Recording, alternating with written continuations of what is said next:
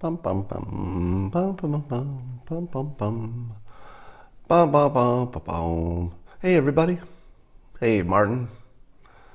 Hey other people whose names I don't see yet. Sharona, always here early. Duncan. It's good to see all of you. Really good to see you. So good that it makes me want to have a simultaneous sip with you all.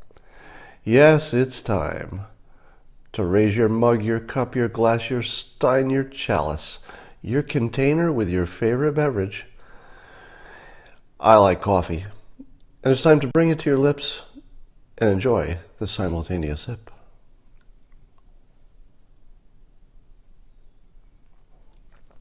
Oh yeah, that's good simultaneous sipping.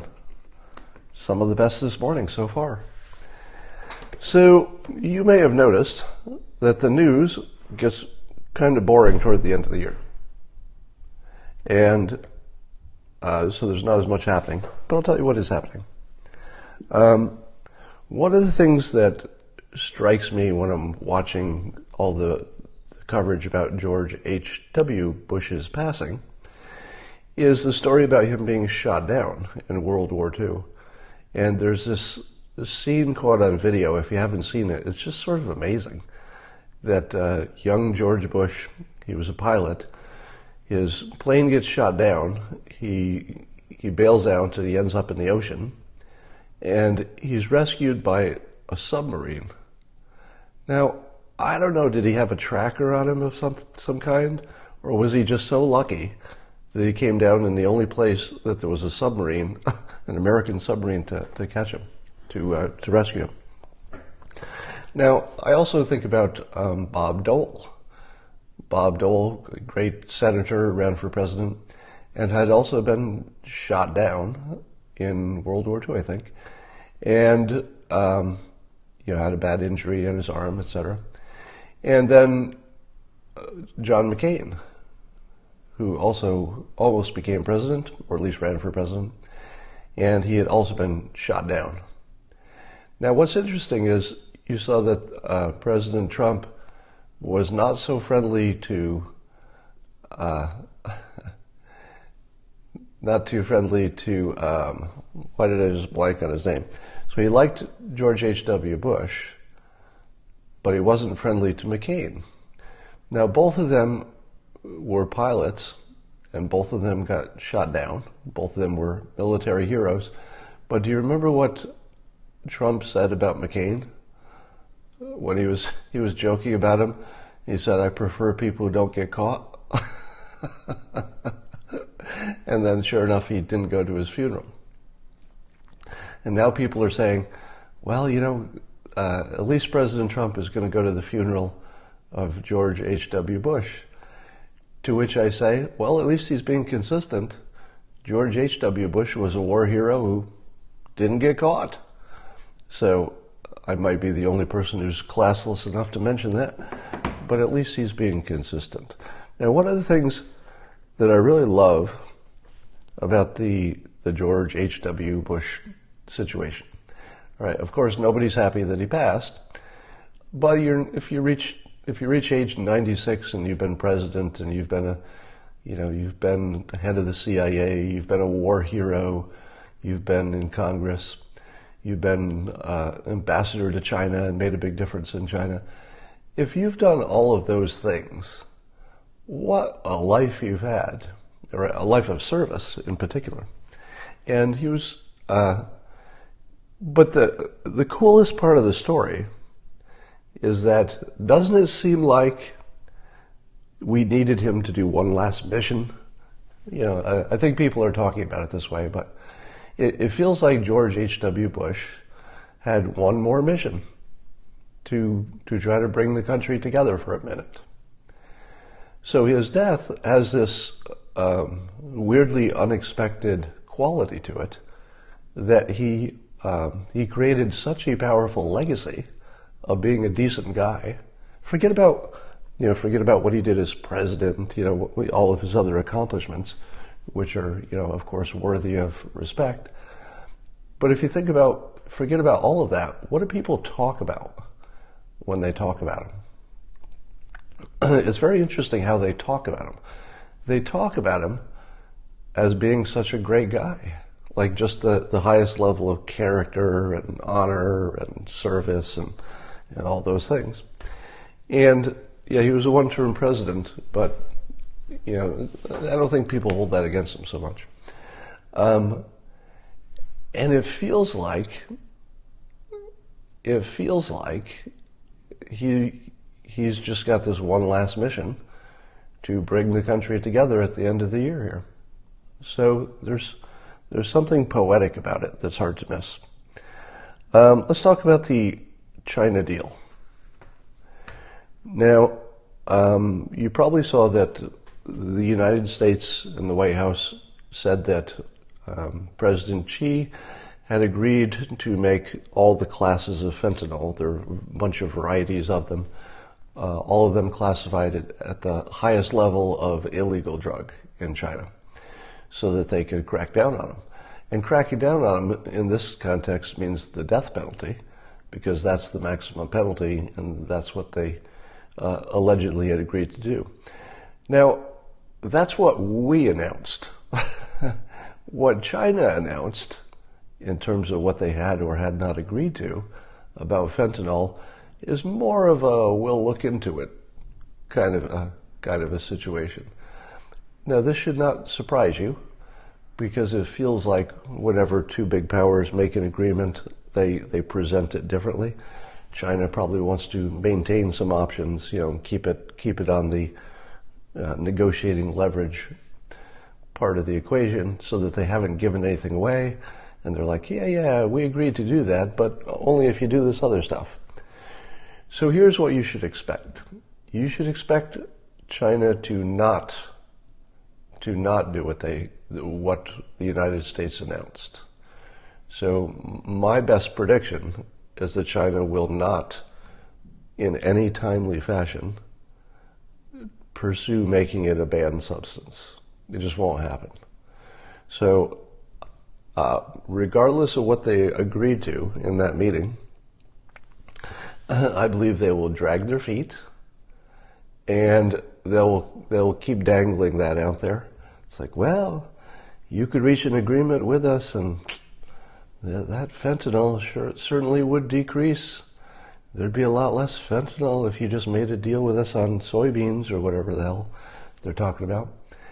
So you should expect that China absolutely will not act on fentanyl in a timely basis. That's what I would expect. But probably there's good news ahead eventually when we get a trade deal. You should also expect, as I've told you lots of times before, that the good news we're hearing about a trade, what they call it, a truce, meaning that we've agreed to not raise tariffs on a bunch of stuff as long as we're productively engaging with them.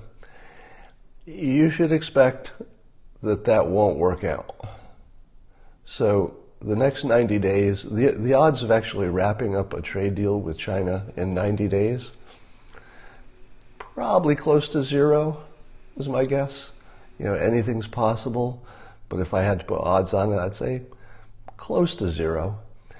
And the reason is that the nature of this negotiation is like many other negotiations I've been personally involved in, and others that I've observed. I'm not somebody said, why so pessimistic? I'm not pessimistic. I'm telling you that things are working in exactly the right direction. It's just that the speed with which you hope it will happen is probably not even close. So if you're thinking to yourself, I think we're going to have something in 3 months, probably zero chance of that. 6 months? 6 months maybe.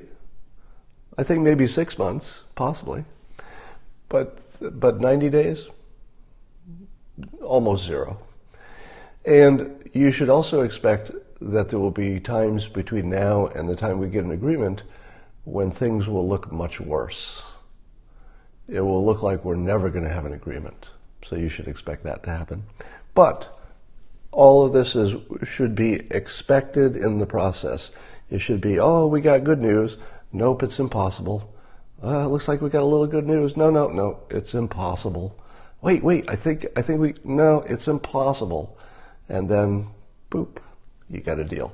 So the normal arc of a deal like this is we should go through at least a few more phases where we're sure it can't get done, or that, it's just impossible in some way. But we will get it done. That's just the psychology of big deals. Now, I thought it was interesting that China is sending us fentanyl, and we're sending them soy. I'm just going to leave that there for a moment. You can write your own jokes in your head. Yes, China is sending us fentanyl, and we're sending them soy. Now, some people have suggested that they're really sending us all this fentanyl for sort of long-term, clever military reasons where they're weakening our country by getting us all addicted to these drugs. But what is soy doing to their military readiness, I ask you? Now, my understanding of soy is that if you eat some of it, it's probably pretty good for you. Like most things, if you eat too much of it, well, if you do too much of anything, you can get yourself into some trouble, right? And yeah, the reason the soy protects you from cancer is that it mimics or somehow works compatibly with estrogen. So the best way to avoid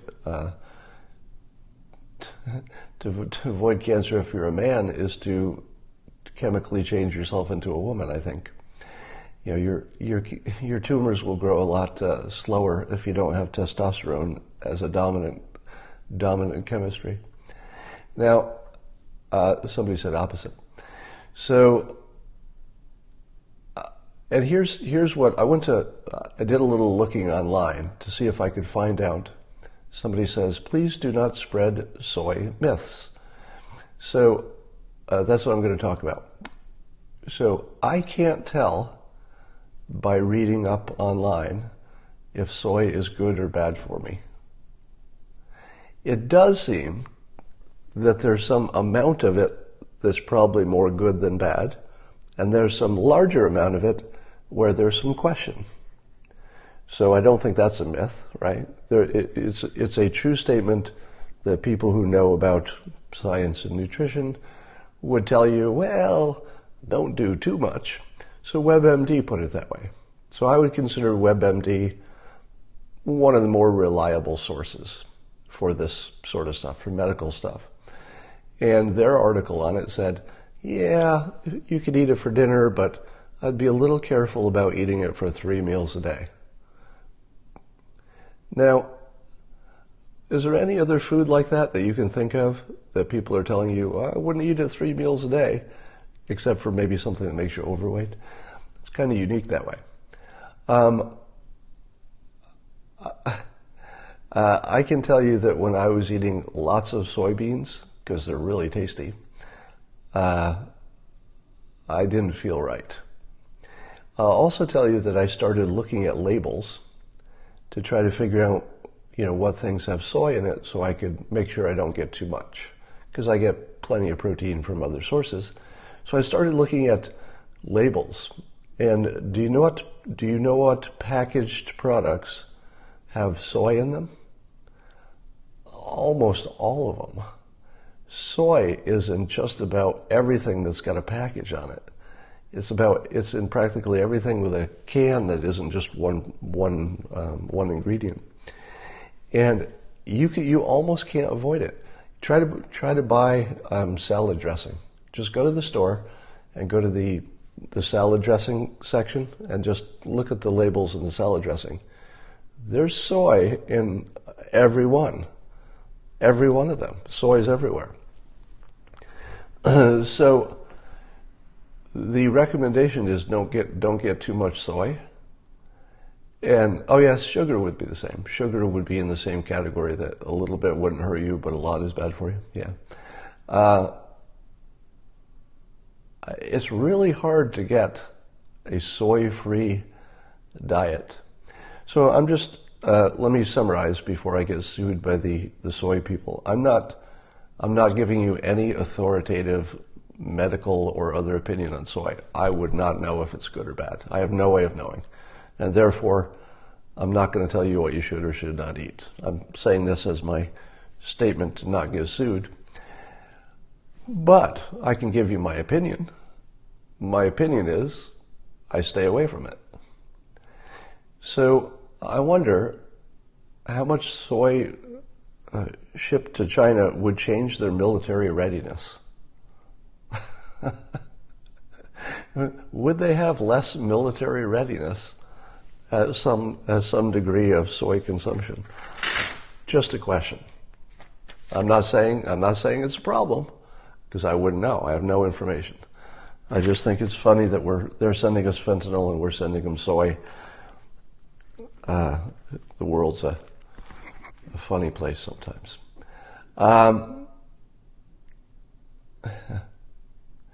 Now, correct me if I'm wrong, but there isn't anything else interesting going on.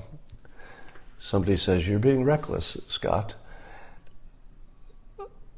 Is it reckless to say that I have no authoritative information that soy will hurt you, which is true, but that you can't get a clear answer by researching it?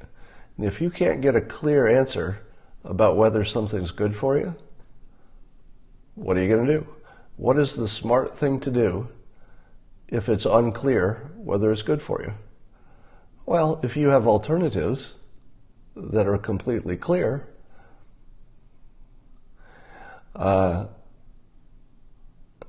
somebody said, did I get the flu shot? I did not, but I'm considering it.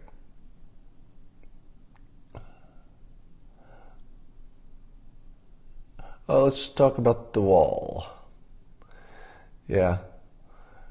How many of you would be angry at the president? Let's say those of you who want a wall. So you're pro-wall. If the president gets $5 billion for the wall, and it's enough to start, would you be happy with it? How would you feel with $5 billion for the wall, as opposed to $25 billion, which would be the full amount? Do your research on flu shots. Well, my understanding of flu shots is that on any given year, the formula that they concoct may be, close to useless, but gives you some protection. So it might be 10% protection on some year. It might be much greater on another year, because they can't quite predict which flu is going to be the big one. I think that's the problem. So they only prepare it for the flu they expect to come, not the flu that they don't expect to come. Yeah, something's better than nothing. So if it's true that it gives you 10% protection and the risk is mortal, like at my age, they tell you could die from it. So that might be worth it.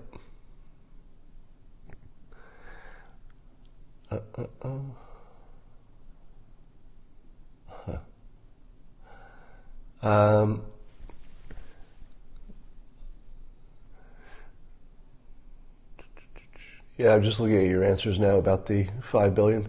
So most of you seem to think $5 billion would at least satisfy you that the president was serious and effective in making something like a wall happen. So, yeah.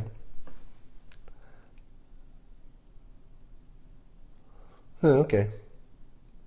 So people seem to think $5 billion would get it done. Well, I would expect that we should be able to get $5 billion. That seems doable. All right, well, I don't have anything to talk about because there's no news. All of this stuff with Michael Cohen and all of the legal stuff about Mueller, does it seem to you that we've been through this continuous cycle of, now we've got him because this person is talking? doesn't it feel like you've just been jacked around for 18 months with, we got the president now, and it's nothing? All right, French riots. So I watched some of the footage of the French riots. They're pretty scary. There's a lot going on there. But I don't really get the importance of the French riots. They just seem, correct me if I'm wrong, aren't they? They're mad about a gas tax? So that's like the most boring thing in the world to be mad about. I don't know if you can, I don't think the government is going to be overthrown by people who don't want a gas tax.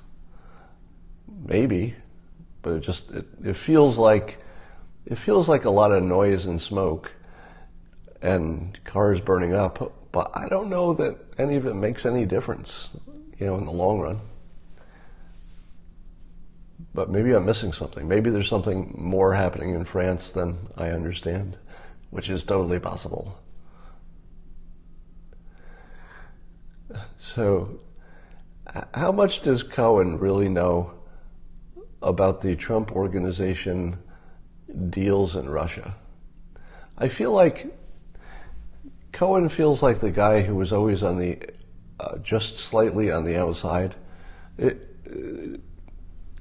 Maybe I'm wrong here, but it feels like Cohen wasn't exactly on the inner circle.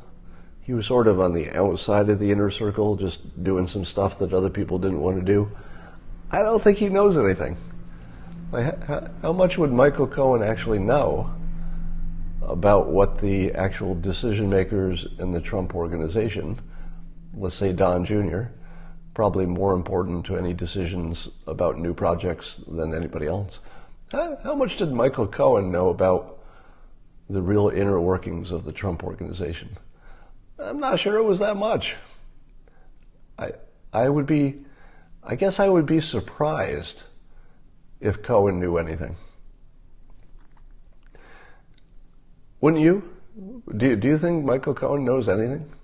And then there's the Jerome Corsi stuff. Apparently Jerome Corsi is suing Mueller and Mueller's team for trying to force him to give false testimony. I didn't even know that was a thing. You can sue somebody for anything. Like that, there's no limit to how many things you can sue somebody for. And I looked at that and I thought to myself, well, I don't think he has the greatest chance of prevailing. But I do love the way he's fighting it. I kind of love the fact that he's going right at their weakness. And their weakness is that the public thinks that they've turned into nothing but a collusion, or not a collusion trap, a perjury trap. So I think the president has done a good job of turning at least, a third of the country, the people who are likely to be on his side. I think the president's done a good job of convincing people that the witch hunt is completely illegitimate at this point. So Corsi's going after them does a great job in terms of adding confirmation bias to that, if not confirmation. So the fact that you're even talking about Jerome Corsi suing Mueller for creating a perjury trap and trying to force him to lie could not be better for President Trump. It's exactly the story that President Trump wants on the front page every day. And so I asked myself this: who is paying for Corsi's lawyers? Because he may be getting a little help with his lawyers, because it doesn't seem like a total coincidence that what he's doing is so positive for Republicans and for the pro-Trump side. So I've got a feeling that Corsi is becoming a productive part of the persuasion here. Laura Loomer. Could somebody tell me what Laura Loomer even got in trouble for? One of the things I do every time somebody gets kicked off of Twitter or gets in trouble, the first thing I do is I say, okay, what did they say? Or what did they do? And then I wait for the news to tell me, because you would think that if the story is, hey, person X got kicked off of Twitter, what is it that they said? And then I think, well, clearly every time I read the headline about it, or somebody talks about it, or there's a piece on the internet, it will quote what she did wrong, according to Twitter, and then, then there will be some opinion on it, and then I'll form an opinion. I have not seen anything. Is there some reason that everybody keeps asking me, give me your opinion of Laura Loomer, without telling me why I should even have one? Can anybody give me... She talked about Sharia. Everybody talks about Sharia. What did she say exactly that got her kicked off? Wasn't she talking about a person? She was probably talking about a person, right? Who somebody she's opposed to who is pro-Sharia. Was that it? She criticized Muslim politician whose name went by. She criticized a pro-Sharia senator. Did she get kicked off for criticizing her or for being incorrect in her criticism? Was Ilhan Omar? So did she criticize the person or the practice? So she said somebody was anti-Semitic and called out, and she called out Farrakhan as anti-Semitic. So she was kicked off of Twitter for being politically correct. Yeah, but she was criticizing somebody else, and so she was politically incorrect in being politically correct. So she did her political correctness wrong. So she criticized somebody for being a racist, which normally is considered good behavior, but she did it wrong, so she got kicked off.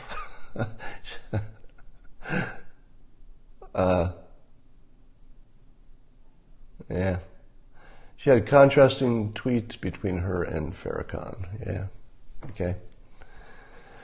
So, yeah. Here's the thing. So it sounds to me like what she was accused of was going after somebody's religion. Is that it? Is it the way she did it which made people say, you're really going after this politician's religion? You're not going after her for being anti-Semitic, you're just going after her for her religion. Is that how they interpreted it?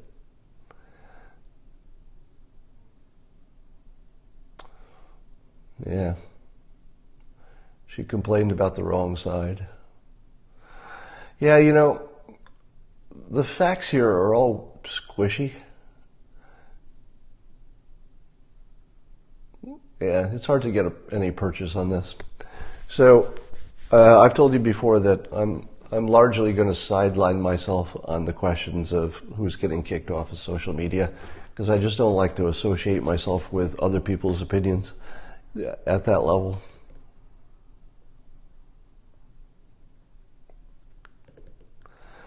It's a double standard. Well, we live in a world of double standards. Trump had a tweet today about ending the arms race. That sounds boring. Let me check the president's tweet today about ending the arms race, as somebody just said.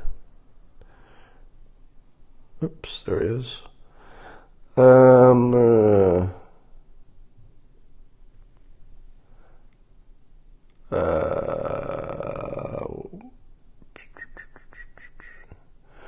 I'm certain that at some time in the future, President Xi and I, this is President Trump tweeting, together with President Putin of Russia, will start talking about a meaningful halt to what has become a major and uncontrollable arms race. The U.S. spent $716 billion this year. Crazy. Doesn't it seem to you, I don't think I've ever said this in public before, but I'll say it now. Countries like to make lots of military alliances to stay safe. It's a very normal thing. Countries make military alliances. What would be the most intelligent military alliance for the United States to make? It makes me wonder if the best military alliance wouldn't be the US, China, and Russia.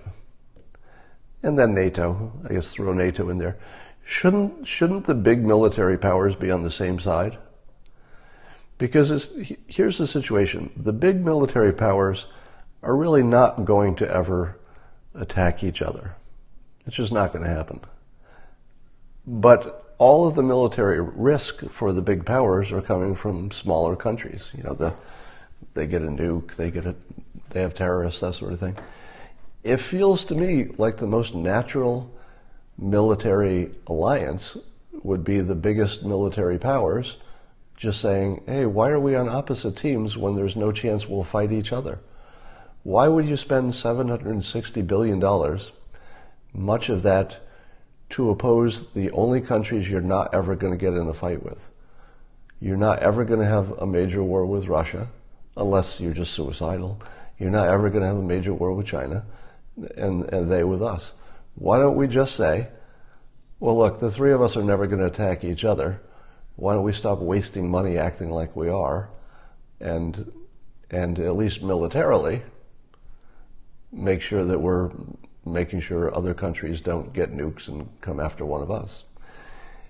Now, I realize how simplistic and unrealistic that is, but it's one of those questions that every once in a while you have to stop and ask yourself why we're on the other team. Because if you can't beat each other, and that's the situation, right? You know, we can't beat China, China can't beat us, we can't beat Russia without, you know, being destroyed. If you can't beat them, what are you supposed to do? Join them, right? If you can't beat them, join them. There's a reason that's an old saying, because it's the only rational thing to do. Why would you fight with somebody you can't beat? That's the most irrational thing you could possibly do. Now, in the old days, you know, before there were nuclear weapons, etc., in the old days, two countries could be at each other because they both think they could win, or they think the other one could win and they don't want to be beaten. So it seems like the whole idea of having an enemy depends on the notion that one of you could win a war. If you take away the notion that either of you could ever win, why would you ever be militarily against each other? To what end would you do that other than theater? It's just complete theater. And so it seems to me that you could almost imagine a grand deal that changes civilization forever, in which you say, hey, you big countries who have nukes, let's agree that all the countries with the big power are on the same team. Let's just be on the same team. And let's figure what each other wants, and let's at least stop using cyber stuff against each other, because there's just no good that comes out of it. So it seems to me that if China knew that it could, you know, have a good future without worrying about us, that would be a good deal. I don't know. You know, when we talk about, you know, China becoming a major power in 20 whatever, and that China wants to dominate the world, why do you think China wants to dominate the world? It's probably a little bit defensive, isn't it? Do you think that China wants, for no reason whatsoever, to dominate the oceans everywhere in their neighborhood? Do you think they care about dominating the ocean because, we dominate an ocean. Look at us, how awesome we are to dominate an ocean. Do you think they care about the ocean? I don't think so. I think they care about military defensive position, what that does for things. So I think we're just all oriented in an unproductive way because we're sort of caught in the past. It feels like there's some new thinking that needs to come around, where we just acknowledge that the big countries just aren't going to attack each other. China should want the United States to be filling its boats in the South China Sea because it probably means we're doing trade and the world is safer because the big powers are not at each other's neck and they can defend against other risks. So, is it my imagination, or is at least half of our $760 billion spent for psychological reasons alone? It's not even for defense. How do China and Russia feel about Israel? I believe China and Russia are both, I don't want to say pro-Israel, but they're not anti-Israel. My understanding is that Russia and Israel have a fine relationship, and I don't even know what China and Israel are all about. I think China, because they're not a religious country, I think they either can work with you or they can't, and that's as far as it goes. And I would imagine that China and Israel probably do business, right? I don't know much about that part of the world, but I assume they do business, and I'll bet it's not much of a problem. Somebody who is anti-Israel and pro-Hamas? You're saying China is, or that Russia is?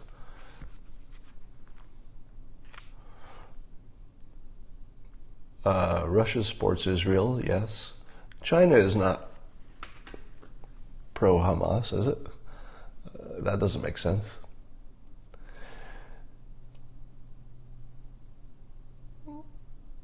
Yeah. So, all right. I got nothing else to say, so I'm going to say goodbye for today. Talk to you tomorrow.